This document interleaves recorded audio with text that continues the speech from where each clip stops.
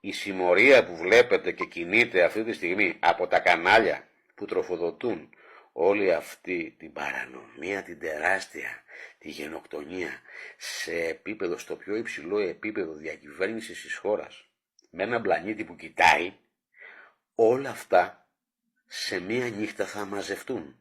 Δεν θα χρειαστεί πάνω από μία νύχτα να μαζέψεις όλα αυτά που λένε ότι κυβερνάνε ή που νομίζουν ότι έχουν κυβερνήσει και έχουν υπογράψει και δεσμεύσει τη χώρα και σκοτώσει τους ανθρώπους και τη δημιουργία, μαζί με όλους τους δημοσιογράφους για ό,τι έχουν πει. Σε μία νύχτα θα μαζευτούν όλα αυτά. Το πότε θα είναι αυτή η νύχτα θα κανονιστεί από αλλού. Αλλά σε μία μέρα και νύχτα θα μαζευτούν όλα. Όλα θα μαζευτούν. Ωστόσο όμως κάτσε να το δούμε. Θα σας αφήσουμε εκεί που είστε να νομίζετε ότι διοικείτε, να εκτελείτε τις εντολές όλων αυτών των γελίων δόλιων αποστατικών μορφωμάτων που ακούτε μέσω των σκιών και σε μία νύχτα που θα έρθει θα μαζευτείτε όλοι. Θα είστε όλοι μαζί.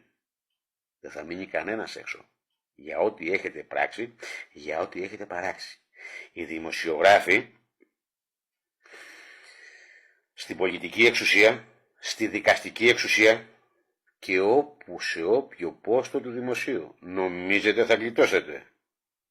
Όλοι μαζί θα είστε. Θα το καταλάβετε.